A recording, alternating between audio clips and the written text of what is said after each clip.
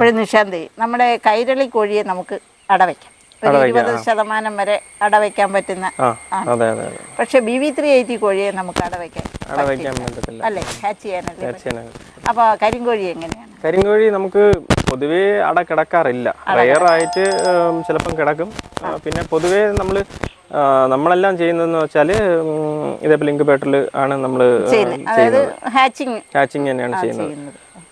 ഇവയുടെ ഭക്ഷണക്രമം എങ്ങനെയാണ്? നാടൻ ഭക്ഷണം നമുക്ക് കൊടുക്കാൻ പറ്റും? കൊടുക്കാൻ കുഴപ്പമില്ല. നമുക്കിപ്പം നമ്മൾ ചെയ്യുന്നത് ഇപ്പം കുറച്ച് വലിയ രീതിയിൽ ചെയ്യുന്നതുകൊണ്ട് നമുക്ക് നാടൻ രീതിയിലുള്ള ആഹാരം കൊടുക്കാൻ പറ്റത്തില്ല. ആദ്യം നമ്മൾ ഏകദേശം ഒരു 1-2 മാസം വരെ സ്റ്റാർട്ടർ കൊടുക്കും.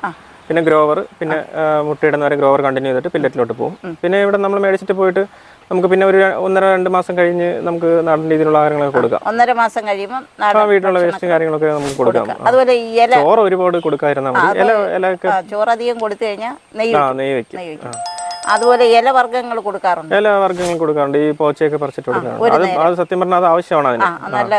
അതാണ് ഇതിന്റെ ഈ മെലാനിൻ കണ്ടന്റ് കറക്റ്റ് ആയിട്ട് ശരീരത്തിൽ കൊണ്ടുവരുന്നത്. അതായത് മെലാനിൻ കണ്ടന്റ് കൂടുതലുള്ളതുകൊണ്ടാണല്ലോ ഇതിന് കറുപ്പ് നിറം വരുന്നത്.